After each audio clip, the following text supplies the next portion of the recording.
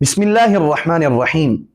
القول السدید فی علم التجوید کا آج کا ہمارا سبق ہے مخارج کا بیان۔ ابتدا کی اقسام ہم تعوض اور تسمیہ کے اعتبار سے الحمدللہ پڑھ چکے ہیں، فصل اور وصل کے اعتبار سے بھی الحمدللہ سمجھ چکے ہیں۔ آج کا ہمارا جو عنوان ہے وہ عنوان ہے مخارج الحروف، حروف کے مخارج۔ ابتدائی طالبات اس سبق کو بہت مشکل سمجھتے ہیں، جبکہ سب سے آسان سبق ہے مخارج الحروف۔ مخارج الحروف کو سمجھنا کوئی راکٹ سائنس نہیں ہے، بہت آسان ہے۔ انشاءاللہ تعالی چند منٹوں کے اندر آج ہم اس سبق کو حل کر لیں گے، اور اللہ کی رحمت سے یہ سبق سننے کے بعد آپ خود بخود یہ سمجھنا شروع ہو جائیں گے کہ میں کون سا حرف کہاں سے ادا کر رہا ہوں۔ تو چلتے ہیں ہم بلا تاخیر اپنے سبق کی طرف، مخارج الحروف کی طرف۔ آج کا جو سبق ہے ہم انشاءاللہ اس میں مخارج کے لحاظ سے ہم 5 چیزیں انشاءاللہ تعالی ڈسکس کریں گے، 5 اجزاء مخارج کے حوالے سے پڑھیں گے انشاءاللہ تعالی۔ سب سے پہلے نمبر پہ ہے لغوی معنی۔ لغوی معنی کا کیا مطلب ہوتا ہے کہ اس حرف کا اس زبان میں کیا معنی ہے۔ لغت کہتے ہیں زبان کو، تو یہ حرف ہے عربی زبان کا، تو عربی زبان میں اس کا کیا معنی ہے۔ لغوی معنی ہے اس کا، یہ جو ہے نا مخارج مخرج کی جمع ہے، مخارج مخرج کی جمع ہے، یعنی مخرج واحد ہے، اور مخرج کا معنی ہے جس کا لغوی معنی نکلنے کی جگہ ہے۔ مخارج مخرج کی جمع ہے اور اس کا لغوی معنی نکلنے کی جگہ ہے۔ نمبر 2 اصطلاحی معنی۔ اصطلاحی معنی کسے کہتے ہیں؟ اصطلاح کہتے ہیں کسی خاص علم میں اس علم کے خاص لوگ کسی خاص چیز کا خاص معنی متعین کر دیں۔ کسی خاص علم میں اس علم کے خاص لوگ خاص چیز کا خاص معنی متعین کر دیں، اس کو اصطلاح کہتے ہیں۔ یعنی تجوید ہے، خاص علم ہے، اس کے خاص لوگ مجودین ہیں، اور اس خاص لفظ اسپیسیفک مخرج کا کوئی خاص معنی متعین کر دیں، اس کو اصطلاح کہیں گے۔ مثال کے طور پہ انہوں نے مخرج کا لغوی معنی جو ہے وہ یہ تھا کہ نکلنے کی جگہ، لیکن انہوں نے اس کو اسپیسیفک کر دیا، جوڑ دیا حروف کے نکلنے کی جگہ کے ساتھ، الفابیٹ کے نکلنے کی جگہ۔ حروف کے نکلنے کی جگہ کو مخرج کہتے ہیں تجوید کی اصطلاح میں، اور یعنی کہ عربی حروف تہجی کے نکلنے کی جگہ کو مخارج کہتے ہیں، 29 حروف کے نکلنے کی جگہ کو مخارج کہتے ہیں۔ یہ 2 مسئلے حل ہو گئے۔ تو پہلی بات ہی یہ ہوتی ہے کہ ہمیں یہ سمجھ آ جائے کہ جو ہم پڑھنے لگے ہیں اس کا مطلب کیا ہے۔ اگر اس کا معنی ہمیں سمجھ لگ گیا تو یوں سمجھ لے کہ آدھا سبق آپ کو آدھے سے زیادہ سمجھ آ گیا۔ تو مسئلہ یہ ہوتا ہے کہ مخارج کا پتہ ہی نہیں ہوتا نا ہم نے جب تک اس کی طرف توجہ نہیں کی ہوتی تب تک ہمیں پتہ نہیں ہوتا کہ مخارج کہتے کس کو ہیں۔ ہم سمجھتے ہیں پتہ نہیں کتنی مشکل چیز ہوگی۔ تو مخرج صرف اتنی سی بات ہے، حروف کے نکلنے کی جگہ کو مخرج کہتے ہیں، بس۔ تیسری چیز ہے مخارج کی تعداد۔ اب 29 حروف ہیں، لیکن یہ 29 حروف 29 مخارج میں سے ادا نہیں ہوں گے۔ یہ نہیں ہے کہ ہر حرف کا ہر حرف کے لیے الگ الگ مخرج ہوگا، ایسا نہیں ہے۔ 29 حروف کچھ اسپیسیفک مخارج ہیں، اسپیسیفک تعداد ہے جس میں سے یہ ادا ہوتے ہیں۔ کچھ یہ 29 کے لیے ہر حرف کے لیے الگ الگ مخرج نہیں ہے۔ کسی مخرج سے 2 حروف ادا ہو رہے ہیں، کسی مخرج سے 3، کسی سے 4، کسی سے 1، کسی سے 10، یعنی کہ مختلف، ہم انشاءاللہ تعالیٰ آگے تفصیل پڑھتے ہیں۔ تو 29 حروف کے لیے مخارج کی تعداد کیا ہے؟ تو مخارج کی تعداد میں نا مجودین کا اختلاف ہے۔ بعض مجودین کہتے ہیں کہ مخارج کی تعداد 17 ہے، بعض کہتے ہیں 16 ہیں، بعض مجودین کا کہنا ہے کہ مخارج کی تعداد 14 ہے۔ وہ ملا جلا کے جو 14 کہنے والے ہیں وہ مخارج کی تعداد تو کم کر دیتے ہیں، لیکن حروف ان کے نزدیک بھی 29 ہی ہیں، کیونکہ عربی کی حروف ہے 29۔ تو وہ کچھ حروف وہاں سے لیتے ہیں، کچھ وہاں سے لے کر کے جو ہے نا کسی مخرج کے اندر ایڈ کر دیتے ہیں اور کہتے ہیں کہ اس کا مخرج یہی ہے۔ 16 والے بھی کچھ ایسا کرتے ہیں، وہ ایک مخرج کم کر دیتے ہیں، اور 17 والے جو ہیں وہ ہیں امام خلیل بن احمد فراہیدی رحمہ اللہ. خلیل بن احمد فراہیدی ان کا نام مکمل یہ ہے، خلیل بن احمد فراہیدی. ان کا قول ہے کہ حروف کے مخارج کی تعداد 17 ہے.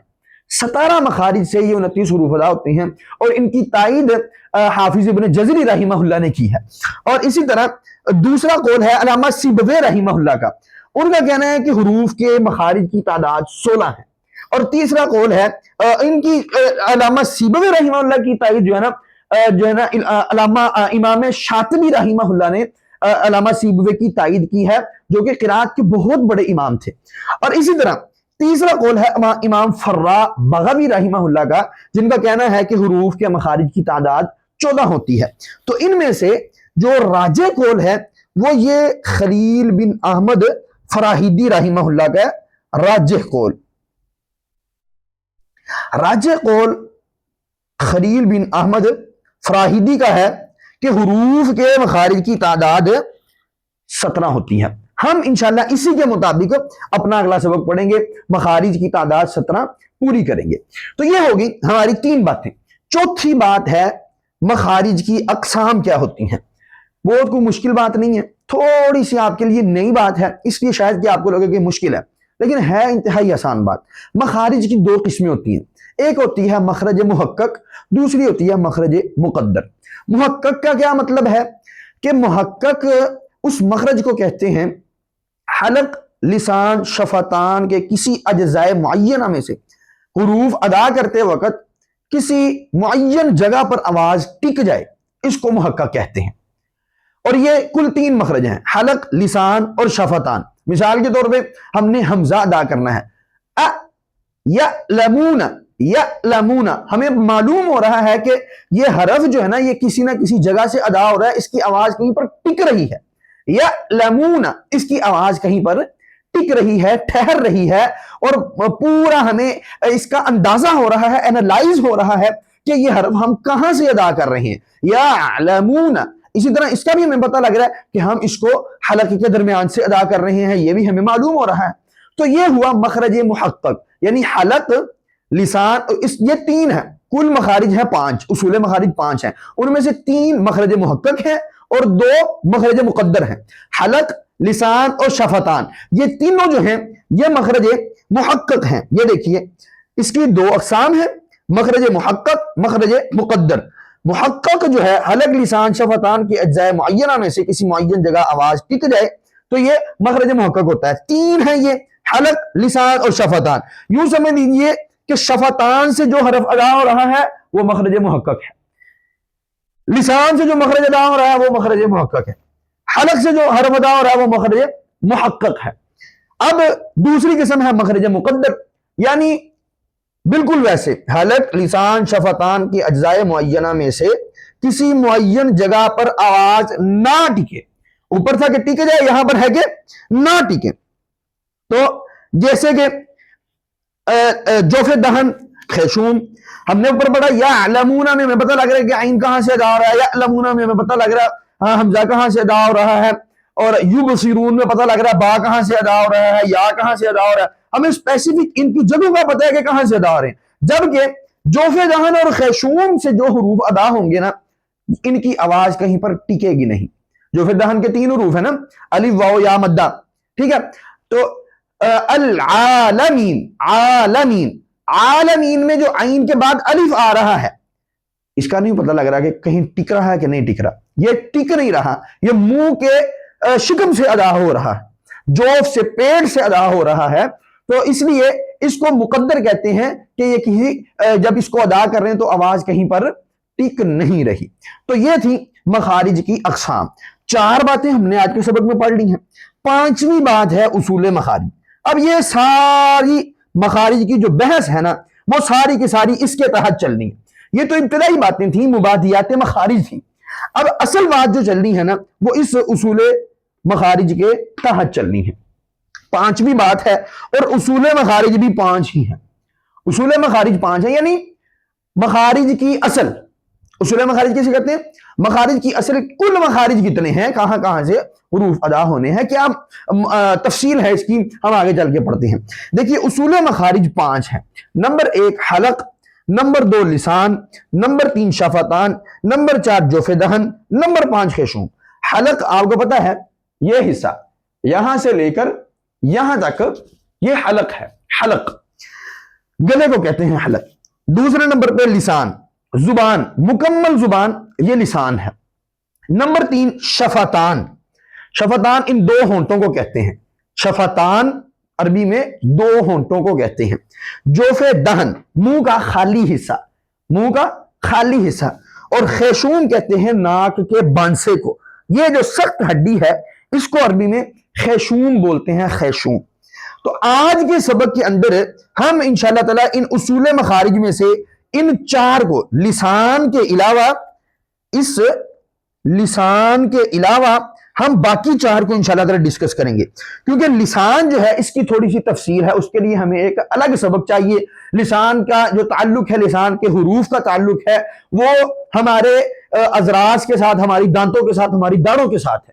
تو اس کے لیے داڑوں کا نقشہ، دانتوں کا نقشہ، دانتوں کی بحث وہ پڑھنا بھی ضروری ہے، اس کے بغیر ہم اس کے مخارج، اس کے حروف کو نہیں سمجھ سکیں گے۔ اور اسی طرح لسان کی آگے 5 لسان کے اجزاء ہیں، حافہ لسان ہے، ادنا لسان ہے، حافہ لسان ہے، اسی طرح اقصی لسان ہے، اور وسط لسان ہے، راس اللسان ہے، اور طرف لسان ہے۔ یہ 5 اس کے اجزاء ہیں اور ان کے الگ الگ مخارج ہیں۔ دیکھیں نا، سب سے زیادہ مخرج 10 ہیں لسان کے، 10 مخارج ہیں، اور سب سے زیادہ حروف 18 ہیں۔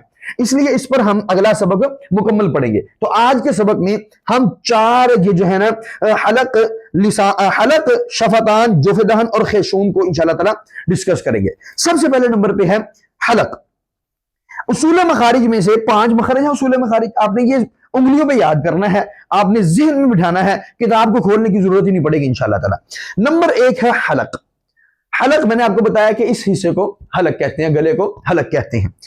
حلق میں 3 مخرج ہیں، حلق میں 3 مخارج ہیں، اور اسی طرح ان 3 مخارج سے 6 حروف ادا ہوتے ہیں، یعنی کہ ہر مخرج سے، حلق کے ہر مخرج سے 2 حروف ادا ہوتے ہیں، کل 3 مخارج اور 6 حروف ہیں۔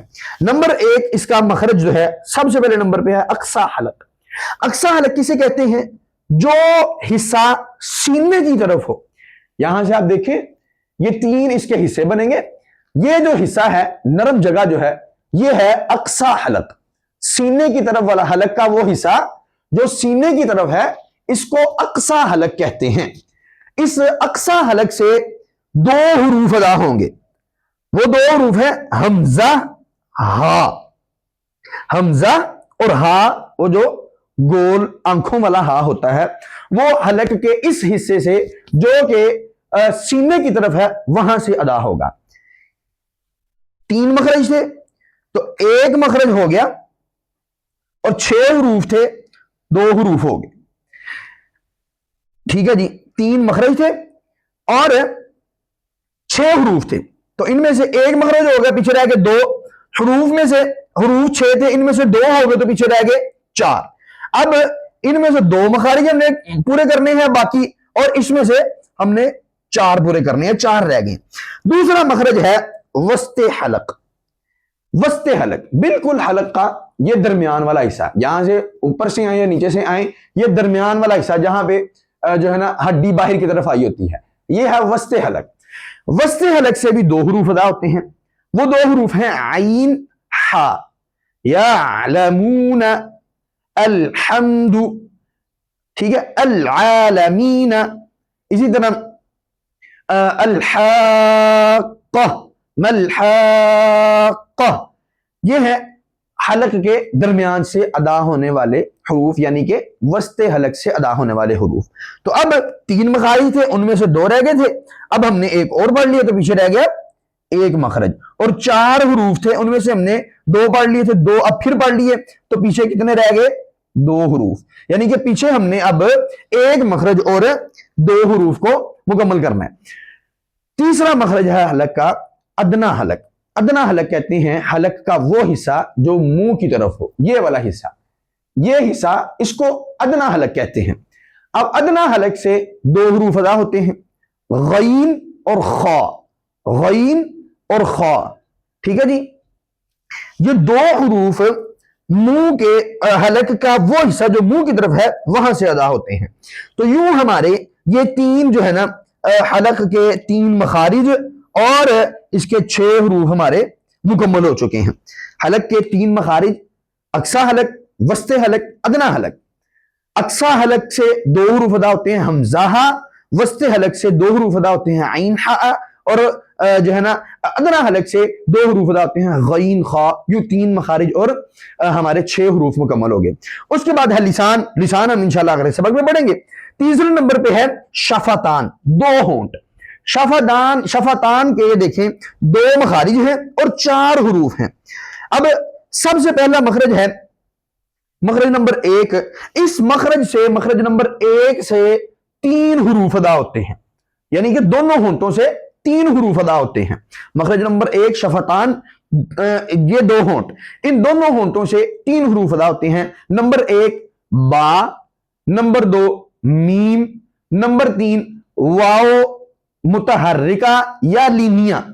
वाओ मद्दा या मद्दा या अलिफ मद्दा, ये कहीं पर भी वाओ या या का जिक्र आएगा ना तो हरूफ मद्दा के अलावा अगर कहीं पर आता है तो यानी कि जो है ना जोफे दहन के अलावा कहीं पर भी आता है तो इसका मतलब ये होगा कि वहां पर वाओ और या सिर्फ लीनिया और मुतहर्रिका मुराद है, वहां पे मद्दा मुराद नहीं, क्योंकि मद्दा का मखरज जोफे दहन है। अब यहां पे 3 हरूफ, मखरज नंबर 1 से 3 हरूफ, बा, मीम और वाओ। बा जो है वो बाहरी है। फर्क बा और मीम में क्या है? बा जो है ना बाहरी हरफ है। बाहरी का मतलब क्या है?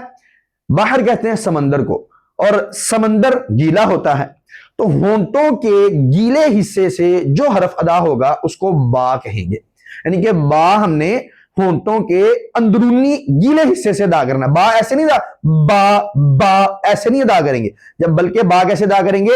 होंठों के अंदरूनी जो गीला हिस्सा है उनको आपस में मिला के बा को अदा किया जाएगा।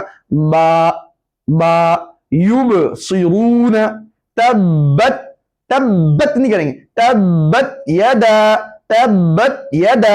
तब्बत नहीं करेंगे। ठीक है जी, होंठों के बाहर वाले हिस्से को आपस में मिला के बा को अदा नहीं किया जाएगा। और मीम दूसरा हरफ है, मीम है बर्री। बर्री कहते हैं खुश्की को, तो जब मीम को अदा किया जाएगा तब होंठों के बाहर वाले खुश्क हिस्से को आपस में मिलाया जाएगा। यअलमूना, मूना, मिम्मा खलकनाकुम, मिम्मा, इसको मिम्मा, मिम्मा होंठों के अंदरूनी हिस्से को मिला के मीम को अदा नहीं करेंगे, बाहर वाला खुश्की वाला हिस्सा जो है इसको मिला के मीम को अदा किया जाएगा।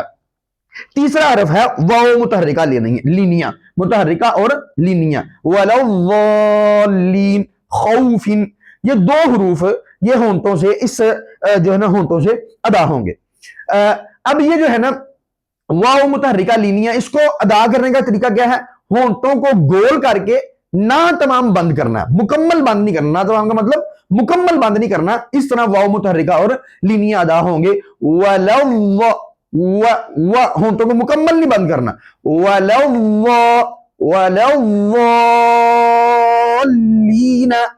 ठीक है जी। इसी तरह खौफिन, खौफिन, मुकम्मल खौफिन, खौफिन या खौफिन इस तरह नहीं अदा करना। ये कि होंठों को बिल्कुल खुला छोड़ दें, ये बिल्कुल ही बंद कर लें, ये दोनों गलतियां हैं। मखरज नंबर 1 हो गया शफातान का। मखरज नंबर 2 है, और ये हरूफ थे कितने? हरूफ इसके पढ़ने थे हमने 4, तो 3 हरूफ जो है वो हम मखरज नंबर 1 में पढ़ चुके, और अब रह गया चौथा हरफ। तो चौथा हरफ जो है वो है मखरज नंबर 2 में, उसका मखरज इनसे हट गया है। इनका मखरज तकरीबन सेम है ना, बा बाहरी है, मीम बर्री है तो होंठों से ही ना, वाओ मुतहर्रिका लीनिया होंठों से ही डाउन है ना, तो ये इसलिए मखरज नंबर 1 में इनको ऐड किया। मखरज नंबर 2 है, इसमें से एक हरफ अदा होगा चौथा, वो कौन सा हरफ है? वो है फा। फा कैसे अदा होगा? नीचे वाले होंठों का शिकम, यानी अंदरूनी हिस्सा, गीला हिस्सा, ये शिकम है, पेट को कहते हैं ना, अंदरूनी हिस्सा गीला होता है, इसलिए नीचे वाले होंठों का शिकम और ऊपर वाले सामने के 2 दांत जब आपस में मिलेंगे तब फा अदा होगा। ये हैं ऊपर के सामने के 2 दांत, सामने के बिल्कुल इनको अरबी में कहते हैं सनाया उलिया। ये हम इंशाल्लाह ताला अगले सबक में पढ़ेंगे। सनाया उलिया, ये जब नीचे वाले होंठ के ये गीले हिस्से से लगेंगे ना, तब फा अदा होगा। फा को अदा करते वक्त फूक आवाज जो है ना, हवा, ये ज्यादा नहीं, फा ऐसे नहीं अदा करना, फा आराम से इसकी हवा जो है वो ज्यादा नहीं निकालनी, फा ऐसे नहीं अदा करना। यफ़अलून, और बिल्कुल इसको बंद भी नहीं कर देना, यफ़अलून ऐसे भी नहीं कर देना, यफ़अलून। ठीक है जी, ये हो गया हमारा शफतान। उसके बाद है जोफे दहन। जोफे दहन कहते हैं मुंह के खाली हिस्से को, मखरज एक है, हुरूफ 3 है। हुरूफ कौन से हैं? हुरूफ मद्दा। हुरूफ मद्दा किसे कहते हैं? अलिफ, वाओ और या, इनको हुरूफ मद्दा कहते हैं। ये हुरूफ मद्दा कब बनते हैं? अलिफ से पहले जबर हो, या से पहले जेर हो, और वाओ साकिन से पहले, या साकिन से पहले जेर हो, और वाओ साकिन से पहले पेश हो, तो तब ये हुरूफ मद्दा बनते हैं। अल आलमीन, अल आलमीन अलिफ जो है ना मद्दा की मिसाल है। और इसी तरह जो है ना उसके बाद इसी में या मद्दा, या साकिन माकबल जेर है। और इसी तरह जो है ना वाओ मद्दा की मिसाल जो है ना आप ले सकते हैं, किसी कोई भी आपको कुल अऊज़ु, अऊज़ु, अऊज़ु में वाओ मद्दा है। ठीक है जी, तो ये है हुरूफ मद्दा। ये जोफे दहन से अदा होंगे, ये इनकी आवाज कहीं पर टिकेगी नहीं, ये जोफे दहन से यानी मुंह के खाली हिस्से से अदा होंगे। और नंबर 4 पे है खेशूम। खेशूम कहते हैं नाक के बांसे को। इसके मखरज 2 हैं और इसके हुरूफ भी 2 ही हैं। मखरज इसके जो है ना नून और मीम का गुन्ना, अच्छा मखरज इसका एक ही है, मखरज एक ही है। और इसके, एक मिनट, इन्होंने यहां पे क्या लिखा है? मखरज इसका एक ही है, मखरज एक है और हुरूफ इसके 2 हैं। हुरूफ कौन से हैं? नून और मीम का गुन्ना, वो खेशूम से अदा होगा। तो यूं हमारा आज का सबक जो है ना वो अल्हम्दुलिल्लाह मुकम्मल हुआ। हम अब इंशाल्लाह कल के सबक में इस लिसान के बारे में पढ़ेंगे इंशाल्लाह ताला। मखरज इसके 10 हैं, हुरूफ इसके 18 हैं। ये इंशाल्लाह ताला हम कल के सबक में पढ़ेंगे। अल्लाह ताला से दुआ है अल्लाह ताला हमें सही मानों में इस इल्म को सीखने की तौफीक अता फरमाए और अल्लाह ताला इसके ज़रिए हमारा फैज़ जारी फरमाए और अल्लाह ताला इससे हमसे इसके ज़रिए राज़ी हो जाए। हमें भी अल्लाह ताला सही मानों में कुरान और सुन्नत को समझ कर उस पर अमल करने की तौफीक अता फरमाए। व आखिरु दावाना अनिल हम्दुलिल्लाहि रब्बिल आलमीन।